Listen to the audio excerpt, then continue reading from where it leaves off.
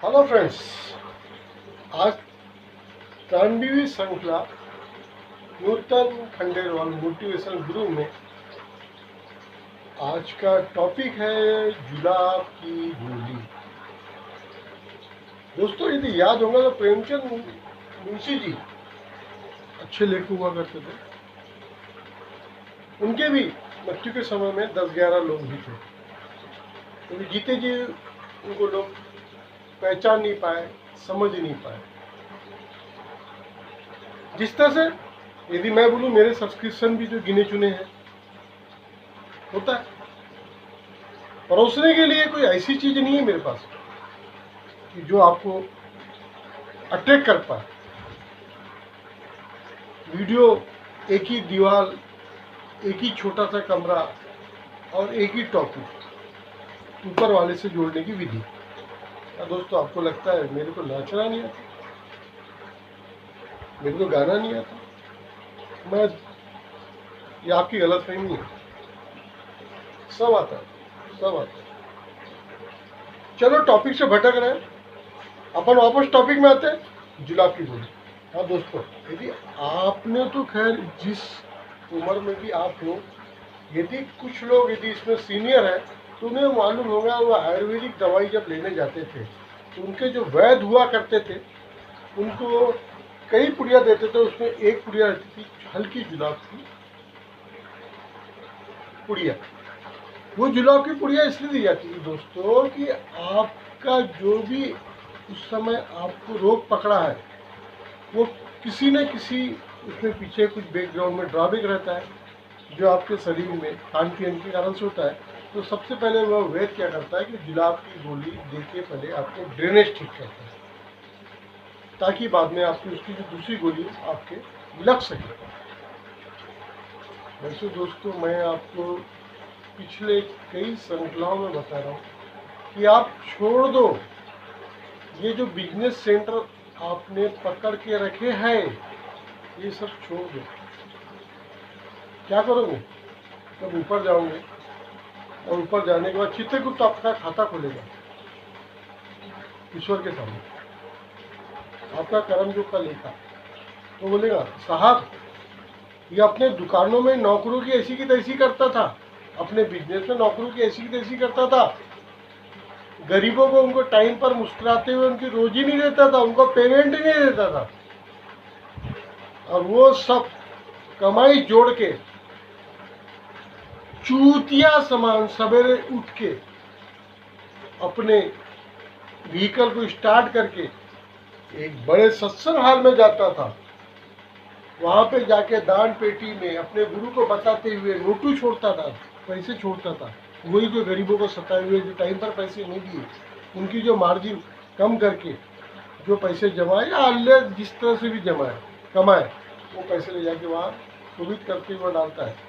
अपना समय निकाल के पूजा पाठ जप की विधि सीखने के बदले वहाँ पे खिड़की दरवाजे को फटका लगाते रहता है।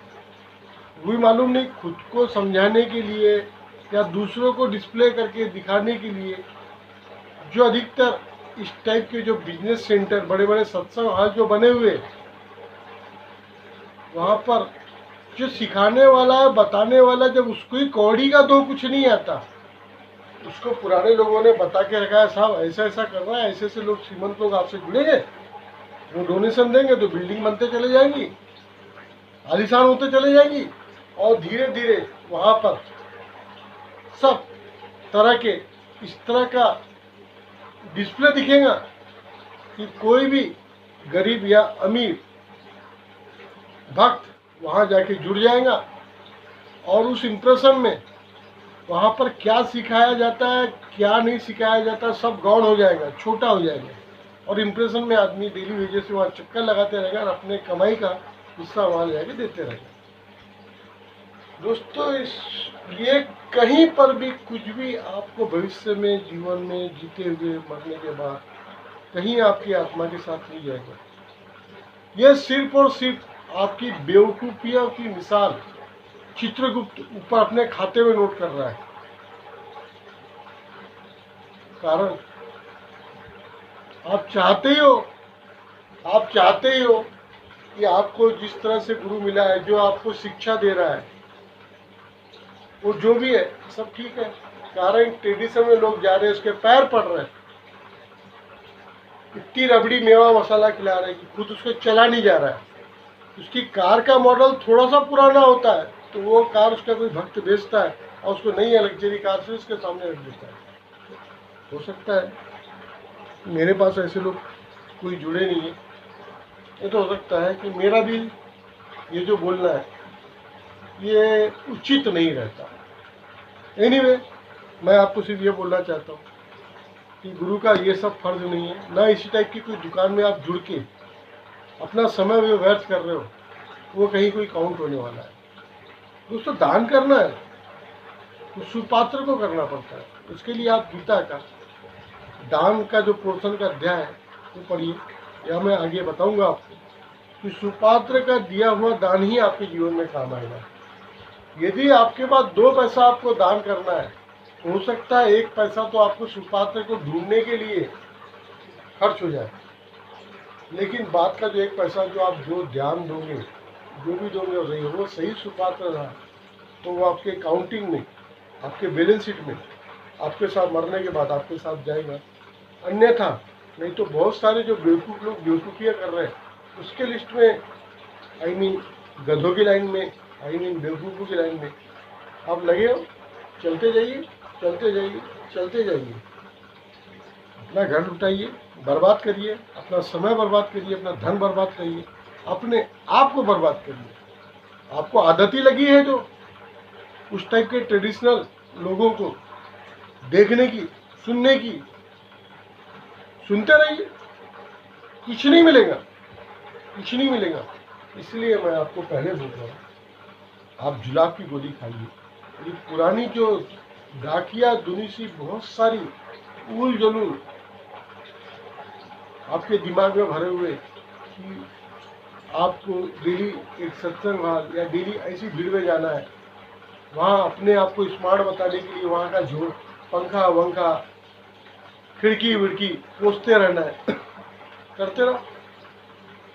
इतना समझ लीजिए कि आप एक बिजनेस के हिस्से में आप भी एक कलाकार रहोगे।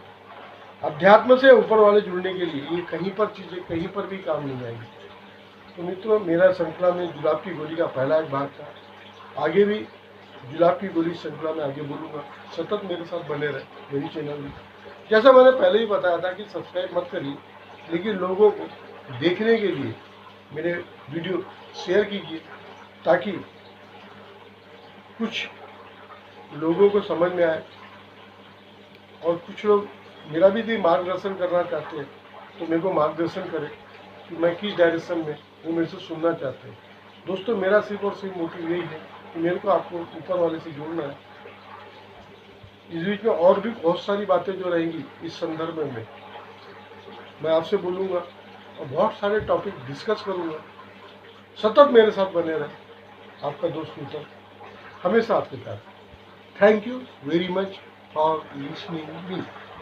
Thank you.